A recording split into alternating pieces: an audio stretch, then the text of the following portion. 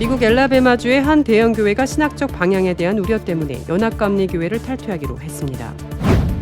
미국 백악관이 지난 10일 시진핑 중국 국가주석의 3연임 확정과 관련해 미스터 씨의 세 번째 임기는 여기에 있는 누구에게도 놀라운 일은 아니다라고 말했습니다.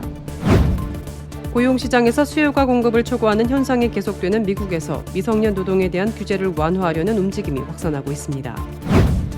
윤석열 정부가 임기 말까지 달성하겠다고 밝힌 1인당 국민 총소득 목표는 4만 달러입니다.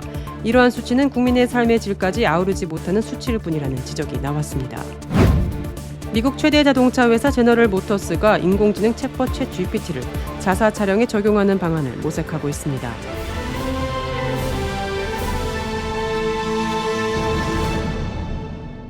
첫 번째 소식입니다. 미국 엘라베마주의 한 대형 교회가 신학적 방향에 대한 우려 때문에 연합감리교회를 탈퇴하기로 했습니다. 미국 크리스천 포스트에 따르면 2,600명의 교인이 출석하는 도선의 커버넌트 연합감리교회는 최근 교단 탈퇴에 대한 투표를 진행했으며 406명이 찬성, 64명이 반대, 4명이 기권의 탈퇴를 가결했습니다. 커버넌트 UMC 카일 가틀린 목사는 CP와 인터뷰에서 탈퇴를 원하는 주요 원인에는 교단의 신학적 방향이 있다고 말했습니다. 그는 여기에는 일부 감독들이 금욕적이지 않은 동성애자 안수와 동성결합 축복을 금지하는 UMC 교리와 장정을 시행하는 것을 거부하는 것도 포함된다고 말했습니다. UMC 엘라베마 웨스트 플로리다 연회는 탈퇴하기로 한 교회를 비준하는 회의를 오는 5월 7일 진행할 계획입니다. 커버넌트 UMC 지도부는 교회의 보수적 대안으로 출범한 교단인 세계감리교회에 가입할 것을 권고했습니다. 교회는 오는 3월 19일 GMC에 가입하라는 교회 지도부의 제안에 대한 동의 여부를 결정하기 위해 또 다른 투표를 할 것으로 예상됩니다. 엘라베마 현지 언론에 따르면 엘라베마 서플로리다 연회의 약 600개 교회 중 55개에서 60개가 교단 탈퇴를 모색하는 중으로 알려졌습니다.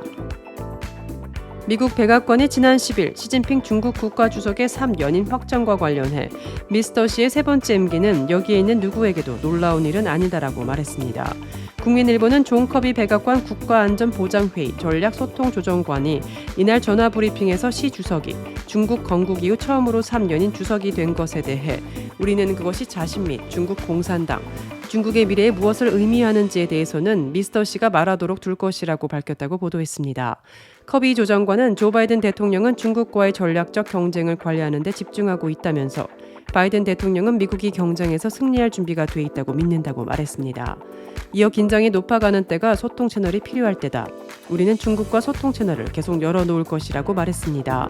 그는 최근 중국의 대미국 발언이 거칠어진 것에 대한 질문에 대해 그들 발언의 어조에 대해 말할 수 없다며 내가 말할 수 있는 것은 전략적 경쟁을 관리하는 데 있어서 우리는 말이 아니라 행동, 수사가 아니라 정책을 취할 것이라는 점이라고 밝혔습니다. 고용시장에서 수요가 공급을 초과하는 현상이 계속되는 미국에서 미성년 노동에 대한 규제를 완화하려는 움직임이 확산하고 있습니다. 월스트리트 저널은 10일 아칸소주가 최근 미성년 노동에 대한 규제를 완화했다고 보도했습니다. 기존 법률에 따르면 아칸소에서는 16세 이하 미성년자를 고용하려면 고용주가 미성년자의 근무 시간 등의 세부 계획과 함께 미성년자 부모의 서명을 주정부에 제출해야 했습니다.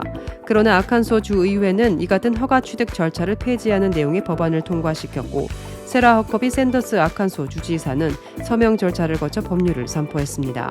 월스트리트 저널은 현재 조지아와 아이오와, 미네소타, 오하이오, 사우스 다코다에서도 비슷한 내용의 법안이 주의회에 제출된 상태라고 전했습니다. 뉴저지와 뉴햄프셔, 일리노이에선 지난해 미성년자 노동 시간을 상향 조정하는 내용의 법률이 통과됐습니다. 매튜 보디 미네소타대 로스쿨 교수는 미성년자 노동 시간이 늘어난 데 대해 고용주들은 현재 구할 수 있는 노동력에 더 많은 시간 동안 일을 시키고 싶어 한다고 설명했습니다. 현재 연방법에 따르면 14세 이상 미성년자는 학교 수업 시간에는 노동을 할 수 없고 평일 노동 시간도 3시간을 초과할 수 없습니다. 또한 학교에 다니지 않는 미성년자도 주당 40시간 이상을 일할 수 없습니다. 윤석열 정부가 임기 말까지 달성하겠다고 밝힌 1인당 국민 총소득 목표는 4만 달러입니다. 이러한 수치는 국민의 삶의 질까지 아우르지 못하는 수치일 뿐이라는 지적이 나왔습니다. 중앙일보에 따르면 국민 총소득은 진짜 내 호주머니 사정을 반영하는 것은 아니라고 합니다. GNI는 개인뿐만 아니라 기업, 정부가 번 돈까지 포함하는 개념이기 때문입니다. 한국은행이 지난 7일 발표한 지난해 1인당 GNI는 32,661달러였습니다. 단순 계산으로 4인 가구라면 소득이 1억 6,880만 원에 달합니다. 통계청 2022년 가계금융복지조사에 따른 소득 상위 20%, 4인 가구의 연소득 1억 4,973만을 뛰어넘습니다. 그러나 1인당 GNI는 국내 총생산에 국민의 해외 소득을 더하고 외국인의 국내 소득을 뺀 값을 인구수로 나눈 값입니다. 기업, 정부, 가계 등 한국의 모든 경제 주체가 생산활동에 참여해 벌어들인 명목, 국민 총소득을 통계청 추계인구로 나눈 후 환율을 반영합니다. 주부나 어린이, 은퇴자 등 돈을 벌지 않는 인구도 포함합니다. 따라서 1인당 GNI는 소득이 아니라 전반적인 국민의 생활 수준을 보여주는 지표로 보는 게 맞습니다. GNI가 삶의 질까지 아우르지 못한다는 건 다른 통계에서도 확인할 수 있습니다. 통계청이 지난달 20일 낸 국민 삶의 질 2022 보고서에 따르면 우리 국민이 스스로 매긴 삶의 만족도는 2019년에서 2021년 10점 만점의 평균 5.9점으로 나타났습니다. OECD 회원국 38개국 평균 6.7점보다 0.8점 낮았습니다. 같은 기간 OECD 회원국 중 한국의 GNI 순위가 22위란 점을 고려하면 소득에 비해 삶의 질이 훨씬 떨어지는 것입니다. 미국 최대 자동차 회사 제너럴 모터스가 인공지능 챗봇 챗GPT를 자사 차량에 적용하는 방안을 모색하고 있습니다. 스콧 밀러 GM 부사장은 최근 로이터와 인터뷰에서 마이크로소프트와 협력 확대 차원에서 챗GPT 사용을 모색하고 있다며 챗GPT가 모든 것에 포함될 것이라고 말했다고 로이터 통신이 보도했습니다. 그는 챗GPT를 소비자 매뉴얼에 있는 차량 사용법 정보를 제공하거나 차고의 문 기능을 프로그램하고 캘린더 일정을 통합하는 등의 작업에 사용할 수 있을 것이라고 설명했습니다. GM의 챗GPT 적용 검토 소식은 앞서 온라인 매체 세마포르가 GM이 챗GPT 기반의 AI를 사용하는 가상 비서를 개발하고 있다며 처음 전했습니다. MS는 올해 초 챗GPT 개발사인 오픈AI에 수십억 달러를 투자하며 자사의 모든 제품에 챗GPT 기술을 추가할 방침이라고 밝힌 바 있습니다. MS는 인포테인먼트 시스템, 자율주행, 배터리 성능 및 기타 기능 제어 등 차량의 다양한 부분에 AI 기술을 탑재하기 위해 힘쓰고 있으며 GM은 2021년부터 MS와 제휴해 무인 차량 상용화를 가속해왔습니다.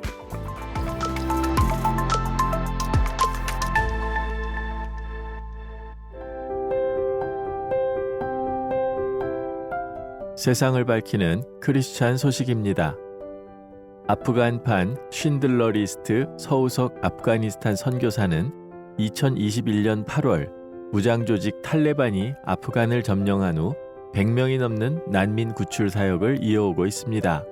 매일 매 순간이 생사를 넘나드는 긴장의 연속이었지만 하나님의 일하심으로 인간이 예측할 수 없는 수많은 기적을 경험했습니다.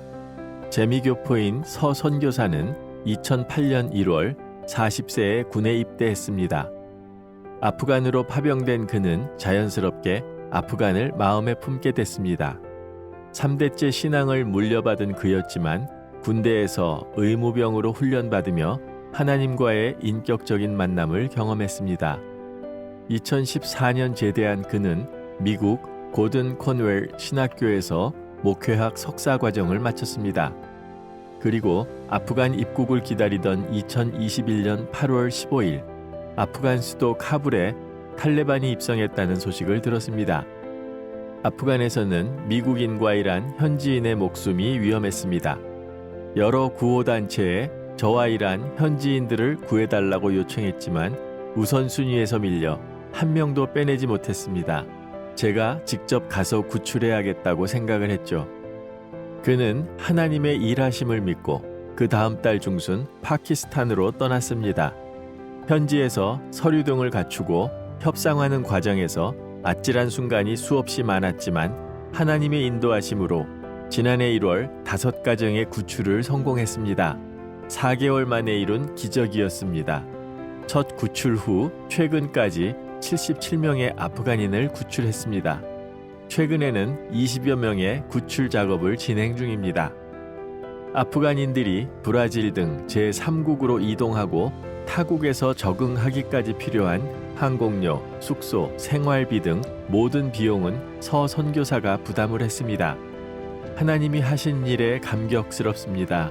아프간에서 하나님을 믿는 분들이 신앙을 잘 지키고 위험에 처하지 않도록 이들을 돕는 선교사들도 힘을 얻도록 계속 기도해 주십시오. 서 선교사는 부탁을 했습니다.